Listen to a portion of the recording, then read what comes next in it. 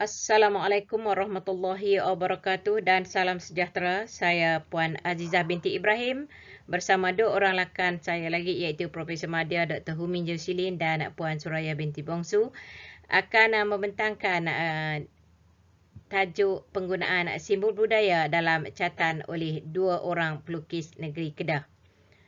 Kami daripada Akademi Seni dan Teknologi Kreatif ASTIF daripada Universiti Malaysia Sabah. Dari segi pengenalan, konsep budaya mencakupi cara pemikiran yang merangkumi kepercayaan bagi sistem nilai, ilmu pengetahuan moral, bahasa, seni, undang-undang serta pola tingkah laku yang seterusnya merujuk kepada adat, kebiasaan dan fashion yang dikatakan oleh K. Daniel Bridge pada tahun 2000.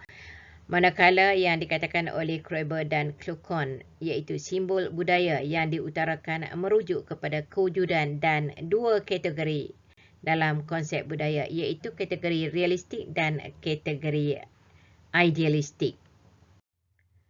Okey, manakala objektif kajian iaitu mengenal pasti simbol budaya dalam olahan catatan pelukis negeri Kedah dan menganalisis simbol budaya yang terdapat dalam karya catatan pelukis negeri Kedah.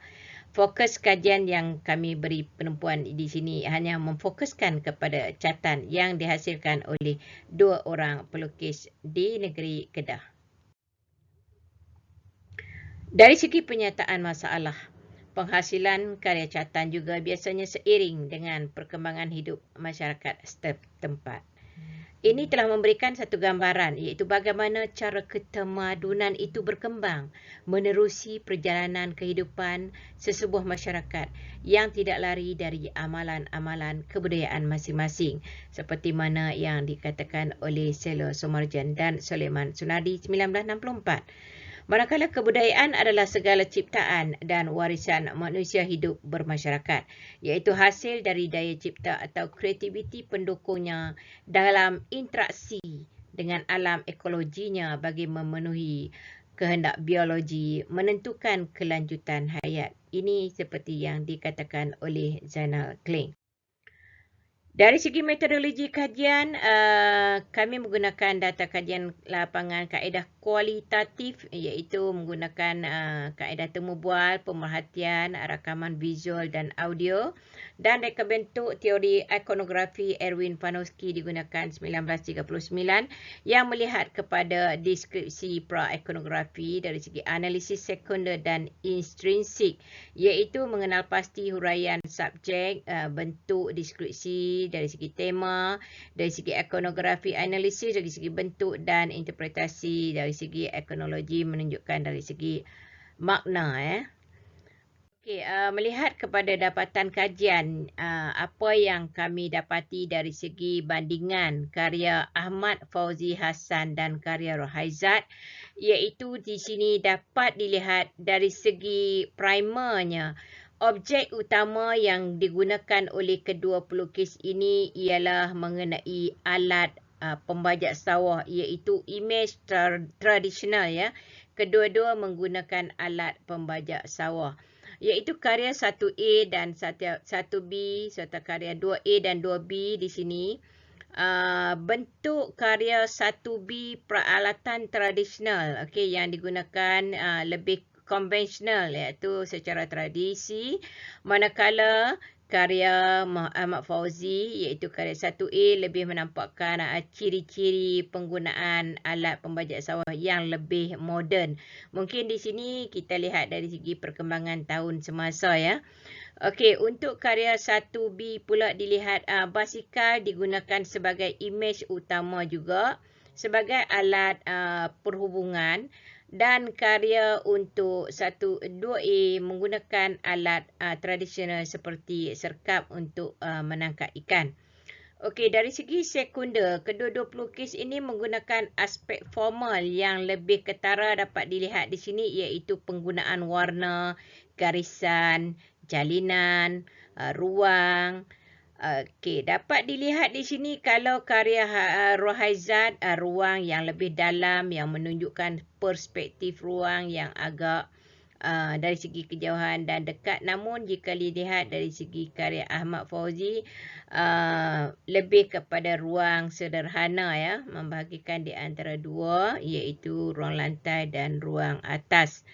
Okey, untuk karya warna yang digunakan oleh Ahmad Fauzi lebih berbentuk palitan-palitan yang lebih menggunakan kepekatan, mungkin menggunakan teknik ataupun gaya dari segi impasto, manakala gaya catan yang dihasilkan oleh Rohaizat lebih menampakkan ciri-ciri penghasilan karya yang lebih realistik dengan paduan warna-warna yang diolah dengan begitu menarik. Warna-warna harmoni dan warna-warna kontra dapat dilihat pada warna yang lebih harmoni pada catan Rohaizat, dan pada catan Ahmad Fauzi lebih menampakkan kontra dari segi warna. Manakala dari segi makna intrinsik, iaitu dari segi bagaimana kehidupan masyarakat ataupun budaya setempat yang berlaku pada ketika itu, yang lebih menampakkan ciri-ciri tradisional masyarakat kampung. Okey. Manakala kalau kita lihat dari segi rajah 1A dan 2A, iaitu 1A dan 2A, imej keperluan asasi manusia iaitu masyarakat setempat pada ketika itu ialah mengerjakan aktiviti sawah padi. Okey. Imej perkampungan nampak dengan lebih jelas, dan kalau kita lihat dari segi penggunaan alat perhubungan menggunakan basikal pada ketika itu yang dipapar oleh karya 1B oleh Rohaizat, dan karya 2B juga menampakkan basikal ini digunakan sebagai alat komunikasi ataupun alat perhubungan yang digunakan untuk menghubungkan ataupun membawa pengangkutan manusia sekitar kampung pada masa itu ya. Okey, untuk karya kedua-dua karya ini jika dilihat dari segi makna, okey, makna dari segi simbol budaya, dapat dilihat karya 3A, 3A, 4A dan 5A, beliau lebih menumpukan kepada aktiviti utama yang dilakukan ataupun pekerjaan utama yang dilakukan oleh masyarakat kampung ataupun masyarakat di kawasan persekitaran nelayan ya. Okey, dapat juga dilihat di sini bagaimana budaya setempat masyarakat ketika itu, bagaimana aktiviti nelayan melabuhkan kapal, nelayan menggunakan sampan sebagai tempat mencari pekerjaan, dan juga mungkin kalau diistilahkan kalau ikut dari segi lukisan yang dihasilkan oleh Ahmad Fauzi, kampung nelayan ini dijadikan sebagai aktiviti pelancongan bagi melihat kepada corak hidup masyarakat pada ketika itu, dan pantai Kuala Kedah dijadikan sebagai tempat ataupun destinasi utama pelancongan di negeri Kedah. Jika dilihat dari segi olahan-olahan simbol makna ataupun budaya pada karya Rohaizat, lebih menumpukan kepada ciri-ciri ataupun style kehidupan kampung ataupun masyarakat yang lebih melihat kepada gambaran ketenangan, gambaran suasana kampung, dan melihat kepada objek alam yang dikaitkan dengan suasana ketenangan dan kedamaian.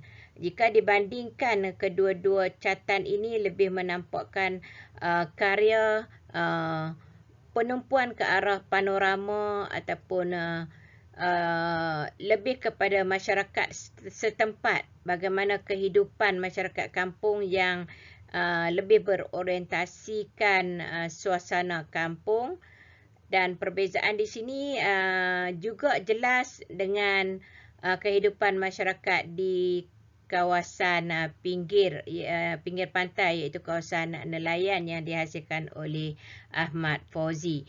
Dari segi simbol budaya, Kedua-dua catatan ini mempamerkan budaya yang nampak perbezaan, namun dari segi muafakat ataupun kemasyarakatan nampak lebih jelas pada kehidupan masyarakat pada suatu ketika dahulu. Konsep tradisional serta teknik tradisi sebagai satu identiti pula telah mengungkapkan budaya itu yang tersendiri. Simbol budaya dalam penghasilan seni catatan yang amat luas dan menarik serta berkesan. Memperlihatkan tentang nilai kemasyarakatan sekaligus mempengaruhi budaya setempat. Kedua-dua pengkarya ini juga telah mengangkat dan memvisualkan nilai-nilai budaya warisan negeri Jelapang Padi sejajar dengan tren semasa seni moden di Kedah dan di Malaysia. Jadi setakat itu pembentangan saya. Saya ucapkan ribuan terima kasih dan Assalamualaikum warahmatullahi wabarakatuh.